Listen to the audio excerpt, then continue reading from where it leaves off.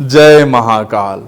उमा महेश्वर की असीम अनुकंपा से आपका वैवाहिक जीवन खुशहाल रहे, इसी कामना के साथ मैं आनंदाचार्य आप सभी साथियों का स्वागत करता हूं। दर्शकों, आज मैं विवाह विच्छेद की बात करने वाला हूं। आज मैं रिश्तों के टूटने की असली वजह बताने वाला हूं। मैं आप सबको बताना चाहूंगा कि जिन रिश्तों को हम 7 जन्मों तक निभाने की कसमें खाते हैं, आखिर वो कौन सा पल आता है जो पल भर में टूट जाता है। विवाह विच्छेद क्यों हो जाता है, तलाक क्यों होता है, रिश्ते क्यों टूट जाते हैं। वजह आर्थिक, पारिवारिक और सामाजिक है या फिर ज्योतिषीय भी होता है। ये सारी बातें हम करेंगे। दर्शकों, वास्तव में तलाक के अनेक कारण हो सकते हैं, परंतु जो सबसे बड़ा कारण है वह एक दूसरे के साथ तालमेल न बैठ पाना होता है, एक दूसरे के साथ सामंजस्य न होना है। रिश्ता कोई भी हो, आपसी तालमेल से बहुत सी समस्याओं का हल करके एक दूसरे के साथ सामंजस्य बैठाया जा सकता है। लेकिन समझने वाला विषय यह है कि इसके लिए एक दूसरे की सामाजिक, आर्थिक या पारिवारिक पृष्ठभूमि का कोई महत्व नहीं होता। यदि दिलों में फासले न हो तो सामाजिक, आर्थिक या फिर पारिवारिक पृष्ठभूमि का दूरियां कोई मायने नहीं रखती।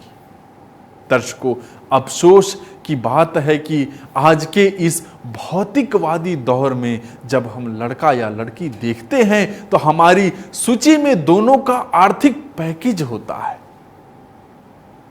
उनके संस्कार का नहीं, उनकी शारीरिक सुंदरता जैसे बाहरी विषय होते हैं, उनके आचरण और विचारों की शुद्धता नहीं देखते हैं। ऐसे में जिस रिश्तों की नींव ही बाहरी और भौतिक आकर्षणों पर रखी जाती है, वह एक हल्के से हवा के झोंके से ही ताश के पत्तों की तरह ढह जाते हैं। दर्शकों, मैं आप सभी को बताऊं कि ग्रह, नक्षत्र और उनकी स्थितियां भी रिश्तों के टूटने, विवाह विच्छेदन होने या तलाक के लिए जिम्मेदार होती है। ज्योतिष के अनुसार यदि 7वें घर का स्वामी सप्तमांश कुंडली में किसी भी नीच ग्रह के साथ अशुभ भाव में बैठा हो तो विवाह तय ही नहीं हो पाता है। दूसरे भाव का स्वामी अकेला 7वें घर में हो और शनि 5वें अथवा 10वें भाव में वक्री या नीच राशि में हो तो रिश्ते तय होकर भी टूट जाते हैं। दर्शकों, जातक के जन्म समय में यदि श्रवण नक्षत्र हो तथा कुंडली में कहीं भी मंगल या शनि का योग हो तो भी विवाह तय होकर टूट जाता है। किसी जातक का जन्म मूल नक्षत्र में हो और गुरु ग्रह जो है वो सिंह राशि में हो तो विवाह होने में देरी होती है या होने से पहले टूट जाता है। परंतु बृहस्पति को वर्गातम नहीं होना चाहिए। जातक के जन्म नक्षत्र से 7वें, 12वें, 17वें, 22वें या 23वें नक्षत्र में सूर्य हो तो भी विवाह तय होकर टूट जाता है। दर्शकों, यदि बात विवाह विच्छेद यानी तलाक की करे तो कुंडली यदि मांगलिक होगी तो विवाह होकर भी तलाक हो जाता है। ध्यान रखें, किसी भी हालत में सप्तमेश को वर्गोत्तम नहीं होना चाहिए। दूसरे भाव का स्वामी यदि नीचस्थ लग्नेश के साथ मंगल या शनि से देखा जाता होगा तो भी तलाक हो जाता है। परंतु यहाँ मंगल या शनि को लग्नेश अथवा द्वितीयेश नहीं होना चाहिए। दर्शकों, यदि जातक की जन्म कुंडली का सप्तमेश जो है उस सप्तमांश कुंडली का अष्टमेश हो अथवा कुंडली का षष्ठमेश सप्तमांश कुंडली का लग्नेश हो तथा साथ ही दोनों कुंडली में लग्नेश एवं सप्तमेश अपने से 8वें घर के स्वामी से देखे जाते हों तो तलाक निश्चित होगा। पत्नी का जन्म नक्षत्र ध्रुव संज्ञक हो और पति का चर संज्ञक हो तो तलाक हो जाता है।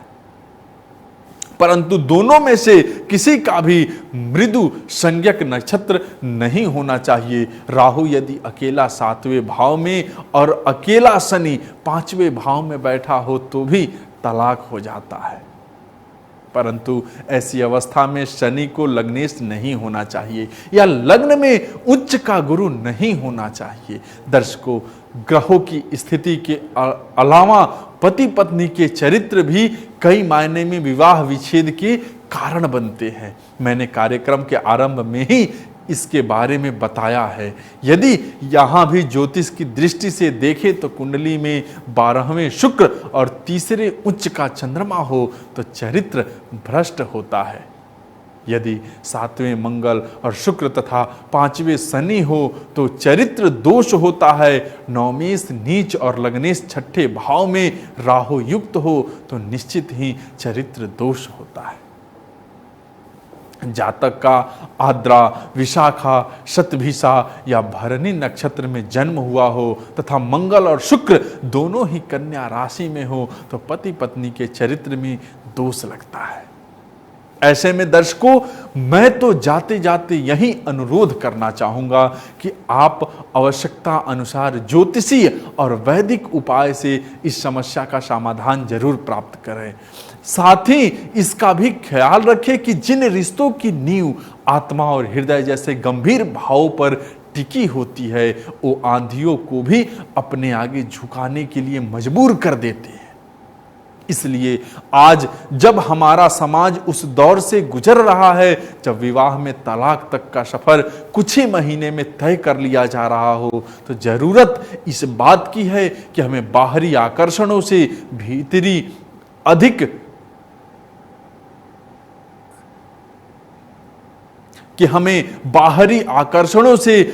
भीतरी गुणों को अधिक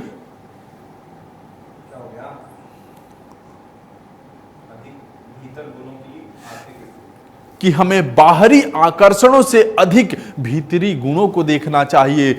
आर्थिक स्थिति से अधिक संस्कारों को और चेहरों की सुंदरता से अधिक मन की सुंदरता को महत्व देना चाहिए। दर्शकों, आप सबको हमारा कार्यक्रम कैसा लग रहा है ये हमें जरूर बताते रहिएगा। और आप में से जो लोग हमसे बात करना चाहते हैं, हमने नंबर डलवा रखा है, आप सब बात कर सकते हैं। आज के लिए बस इतना ही। जय महाकाल। बस